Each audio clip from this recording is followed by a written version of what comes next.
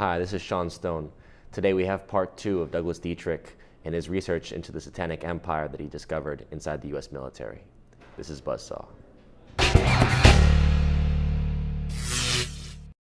We recall for sure that there was a tremendous interest in Satanism in the 1980s coming out of things like, well, actually even earlier, from Charles Manson forward, I would say, from 1969-70 time period, from Manson all the way to the Zodiac crimes of San Francisco, the what was it, the Son of Sam in New York. Yes. The potential for there was a lot of indications of satanic cult. Cults became very fascinating in the 70s time period. In the 80s, you had these child molestation cases, not just the Presidio. The McMartin case was a very famous one. Ultimately, as you said, the kids were often dismissed as being, having childish fantasies, and as a result, written off. I remember that time period, even for horror films. Kids didn't believe. Kids were not believed. The point was the parents didn't believe. They said, "Oh, kids have an active imagination, and so don't listen to the children, right?" And as a result, a lot of these crimes were written off. But what seemed, aside from this constellation of satanic activity within the military that you're diagramming, and your knowledge is very encyclopedic in a sense. It's so vast. But what is really behind it? If we go down to the influence, there's got to be something that's driving it to allow someone like Aquino this level of clearance and access. Who does he ultimately answer to, in a sense? You see what I'm saying? Well, what is he serving? Right. Thank you for asking. There has been a undercurrent of satanic culture that goes back literally hundreds of years, and what it originally started off with was the Hellfire Club, as far as we can understand it in a modern sense. And the Hellfire Club was kind of a group of noble people in the British Empire before it was even an empire. By that I mean it started off with a man named John Dee, who was the original 007. That was actually his name that he would sign his papers with. And this was because Queen Elizabeth at that time had a fascination with men's eyes. And so he would draw 2 circles as if they were eyeballs, and then draw a 7 over them to kind of show that he was the 7th man in line in terms of awaiting her pleasure and her commands. Now, 007 or John Dee was of tremendous intellect. He organized the first intelligence agencies on the continent of Europe, and because of this, he was able to uncover a Spanish plot to set all of England's forests aflame so that the English would not have lumber to build a fleet to counter Spanish invasion. Now, because of these tremendous intelligence coups, he gained enormous respect for his occult capabilities and was actually credited for raising the storm that scattered the Spanish Armada. So he's a fascinating character, and he was the last royally recognized sorcerer, but it took a negative turn when many decadent, sadistic, degenerate, morbidly inbred nobles took a lot of his magics and began to exploit them for their own purposes. They decided that they would make pacts with demons, and that they would essentially use this to expand British power throughout the world on a secular level, and they became known as the Hellfire Club. Now, most people are familiar with the Hellfire Club as a X-Men's villain team, but they're historically quite real, and people can look them up in a very serious research sense. Ultimately, their moment of glory came at the crowning moment of the Victorian Empire, when the subcontinent of India was conquered. Now, this helped them in 2 ways. They began to investigate Hindu Kundalini and various other occult techniques, very dark Shiva-like techniques of the more destructive gods of India and their prophets and their seers. And beyond that, they established what became known as the Great Hedge of India to promote mass sacrifice. Now, everyone's familiar with the Great Wall of China. Few people, if any, have heard of the Great Hedge of India, but you can look it up on a search engine, find out what you can. And the Great Hedge of India was based on the British ability to garden with tremendous success in a foggy, damp environment, And British gardens are some of the most renowned in the world because of the attention they pay to them. And hedgerows are formidable. The hedgerows in the bocage country of France were known as hedgerow hell to the Americans, because when the Americans invaded after D-Day, they lost far more men to General Irvin Rommel's in-depth defenses than they did to the invasion of D-Day's beachhead establishment itself. Psychiatric cases went up 400%. There are battles in which 40,000 men died. This is because Rommel had hollowed out the hedgerows and placed in mortars, machine guns. Every inch became a battleground. Now, the British, when they took down the common English hedgerow to the subcontinent of India in monsoon Asia under tropical climes, these hedgerows mutated and grew into what became known as mutant bocage, that ultimately they were able to grow into thorn bushes the size of the Great Wall of China. They divided the subcontinent of India into 4 quarters, north and south, east and west. They literally crucified the subcontinent on a crown of thorns, and they made sure that they got total control of who got food, who got medicine, whenever they wanted to, and whenever they didn't want them to. And by this, they were able to starve or create pestilence or plague conditions that starved millions and millions of Indians to death. It is speculated that they killed, in a nation of 1 billion people, around 100 million Asian Indians at the height of the British Empire. This was a mass sacrifice to the infernal gods, and the Americans got into the game in the Second World War, and Colonel Aquino himself told me, you know, Douglas, it's just like the ancient gods of Hellenic Greece that were beautiful, ornate. They were Aphrodite, the goddess of love. You had Jove, the father of all the gods. You had Ares, the god of war. Then the Romans came along, and the Romans were nothing more than a barracks culture. They were basically a garrison state with military capabilities and nothing else. They had no culture of their own, and they were so empty and void of any sort of depth that they actually stole the Hellenic gods of ancient Greece and militarized them. They draft Ares and turned him into Mars.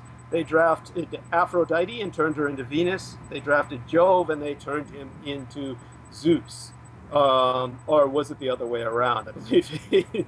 But at any rate, aside from my lacking of classical context, what he did explain to me was the fact that the Americans did the same thing with the devils of the British Empire. That the devils that the British had raised were something that the American High Command wanted to control for themselves, and therefore they committed themselves to a militarily inviolable campaign in both Europe and in Asia of quote-unquote strategic bombing. Now, all of this bombing was turned into a joke in terms of operational efficacy. You had the death of 900,000 Japanese, 62,000 Italians. Basically, you had the death of many Germans, probably 100,000 at the very least or more. And all of this was based on strategic bombing. But none of it had any effect on operations in the field. When field commanders would beg the bomber command to bomb German supply lines, the bomber command wouldn't do so because it was too busy bombing cities. As a result, the Germans were able to recoalesce and reconvene, corral and rally all of their assets. And this led to the Ruhr River battles, the battles of the Hirken Forest, and enormous American damages and casualties on the West Wall that extended the war by over half a year, maybe 9 months. They refused to bomb German oil supplies, which led to Adolf Hitler's counterattack in the Ardennes forest, known as the Battle of the Bulge. They never bombed any rail lines to concentration camps, so all of the killing continued without halt. The end result was strategic bombing accomplished absolutely nothing on the military field of battle. And it is a statistical fact that German and Japanese production continued to increase and expand unabated. As a matter of fact, the Japanese suffered more infrastructural damage domestically from earthquakes than they ever did from American strategic bombing. So the only purpose to strategic bombing was killing people. And the British were in a race with their bomber command under a madman known as Bomber Harrison, who was so detested by the British people themselves that there were never any awards, recognitions, or statues that were ever officially approved for British bombardiers, ever. Only recently did they finally decide to build a statue commemorating the service of the bombardiers, but not the madman who led them, Bomber Harris. So it took them until 60 years after the war, or more, 65, 68 years, it's been almost 70 years, before they decided to even admit the crimes against humanity in terms of mass bombing. Well, this was a race of mass sacrifice, and the British were not able to keep their demons. The Americans inherited them, the British lost their empire, and the Americans gained the world. And so what the Americans have is these beasts that they must continue to feed. It goes beyond that, because men like Aquino and other men in the military high command began to investigate forces that hell itself recoils from. All demons are essentially elemental entities that feed off human suffering, human failings, human foibles. We are a food source. We're a cattle to them. They need us to exist. For that reason, all demons that we acknowledge within the occult inventory of diabology are entities that would never dream of exterminating humanity. They need humanity to thrive in order to feed off its corruption and those elements of humanity which fail. Now, what the Americans have begun to summon onto our plane of existence are what are known as qlipothic entities. Qlipothic is a Kabbalistic term, and the Kabbalistic tree of life has what is known as a shadow or a tree of death. This tree of death is an occult gram or graphic that tries to graphically convey the anti-universe, the world of antimatter, the world of anti-life. It is a cosmic drainage pit or sewer of failed universes and cosms. And within this maelstrom of failed universes that are incomplete, this is what quantum physicists refer to as the majority of universes, because the majority of universes, the mathematical equations of physics never equaled in the balance of equations that they have here in our universe, and therefore no stars were formed. And if no stars were formed, there can be no life. These are universes of absolute darkness, emptiness.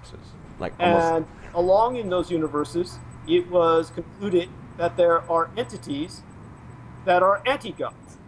When the Americans began to use such works as those of H.P. Lovecraft as a model of what is referred to as a tulpa, a mental focus that you can utilize as a crystallization of visualization and image, which will aid you in basically realizing what it is that you're focusing on, then the Americans began to utilize all of the death and suffering that they caused in World War I and World War II towards the summoning of these entities and the binding of them. This is what led into the exploitation of extra-dimensional technologies that the popular image knows of, or the popular public understands barely, as Tesla, Montauk, HARP technologies.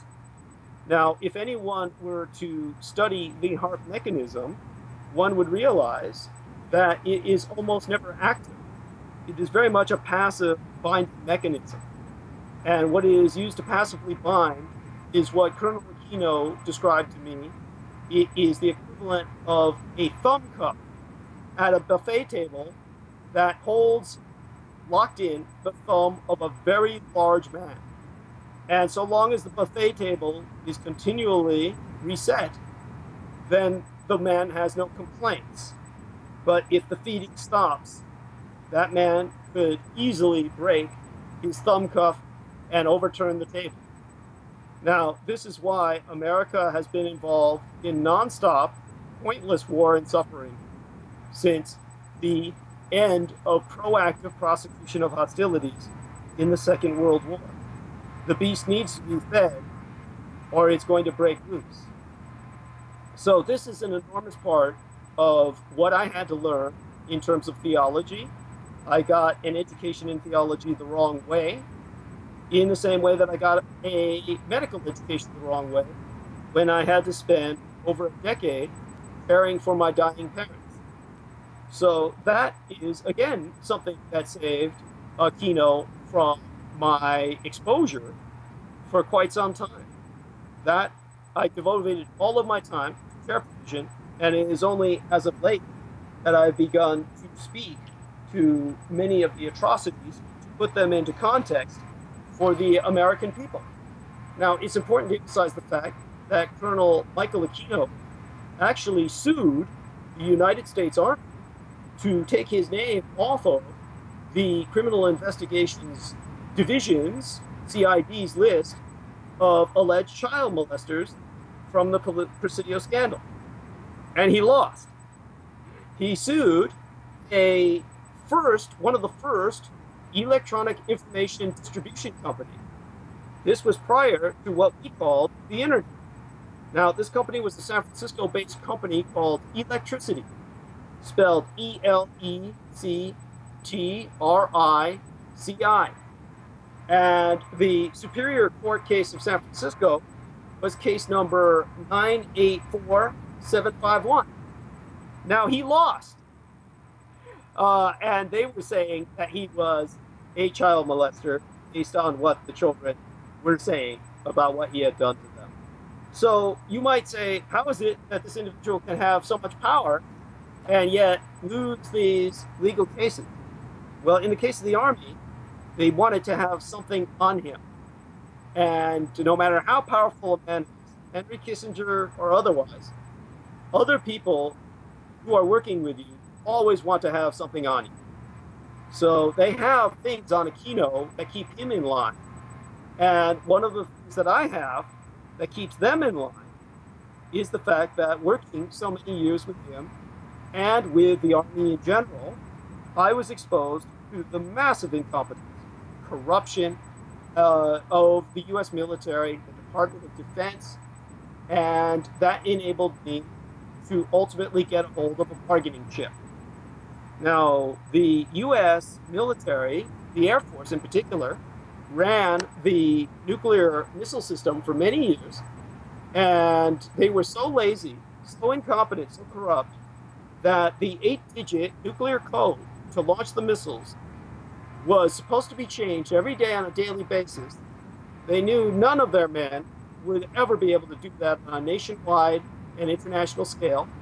So they kept the nuclear codes as 8 zeros for over 20 years. So all the Russians do it, all the Chinese do it. Now, they never bothered to infiltrate American missile bases and launch the missiles, because who wants to start a nuclear war?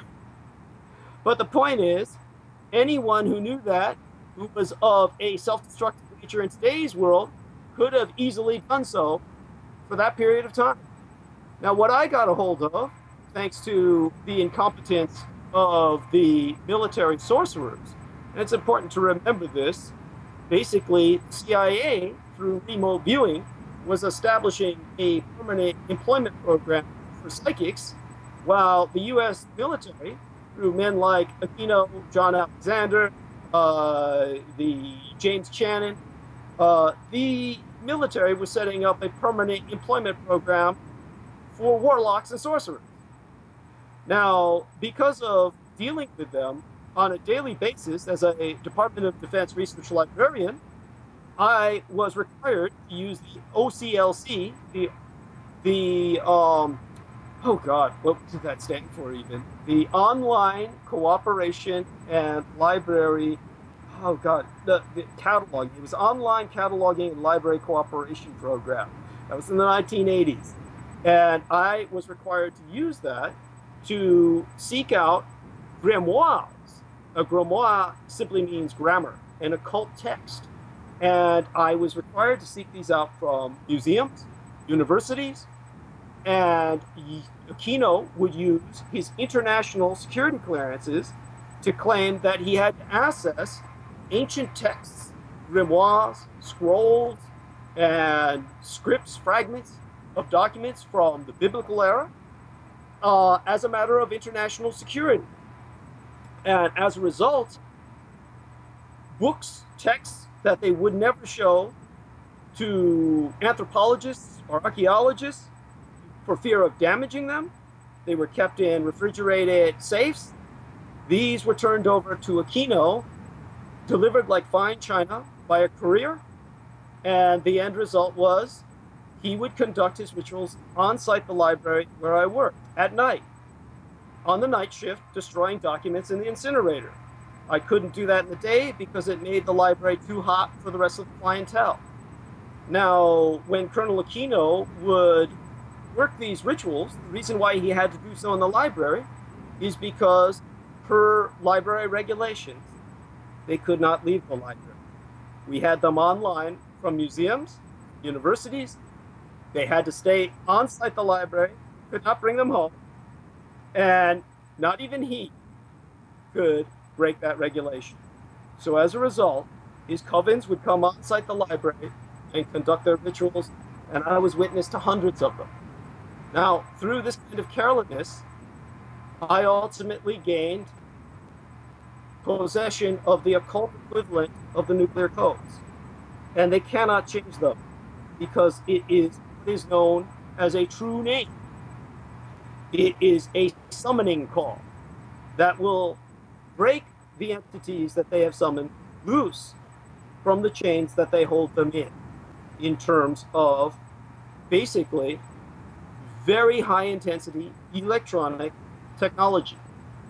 And so that is an important fact to keep in mind when I speak of this kind of phenomena.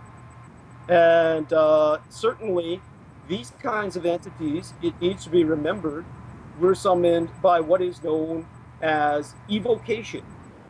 And an invocation is something that can bind the entity which you evoke. And the invocation and the evocation, these are viewed by the US military as basically a super science. Magic itself is basically like a video game cheat code. That's what spells are. And certain instructions are fed into the operating system of reality that changes that very reality around us. It rewrites on the fly like a write-only memory new instructions that alter the reality around us. Now, much of this is based on sonic keys, a calling. And what makes mankind unique is that we are the only species of sentiency which cannot be summoned. So reality is viewed by men like Aquino as Maya or illusion.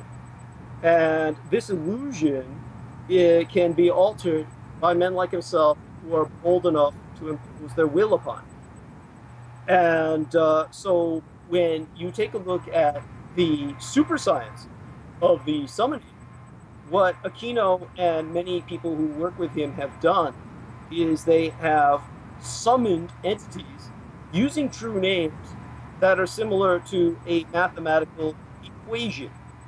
So just as the old priest kings of Assyria called upon the city gods to smash their enemies and keep them safe, the Americans have taken originally demons and now what are known as anti-gods, and they are basically able to bind them. Now, in terms of what the anti-gods are afraid of, it is essentially, in most cases, what is known as the swastika. So it is this symbol that the Nationalsozialistisch, or the Nazi Party of the Reich, took up as their shield against American Satanists. Now, it is these swastikas and symbols that are used as a binding mechanism that repels the entities which are summoned and keeps them enchained in areas of places such as heart. So that is an element that confuses many people who are not familiar with this kind of level of high magic, is the fact that swastika is a ward, and it is a ward that is far older than Christianity or the cross. So when Aquino went to Wewelsburg Castle, the Schutztafel or SS Castle of Heinrich Himmler in the 1980s, what he was conducting was a repression spell, an inversion ceremony to keep at bay for at least a little while longer the elder gods of the Norse religion, which the Nationalsozialists were trying to summon through their mass sacrifices of the Holocaust.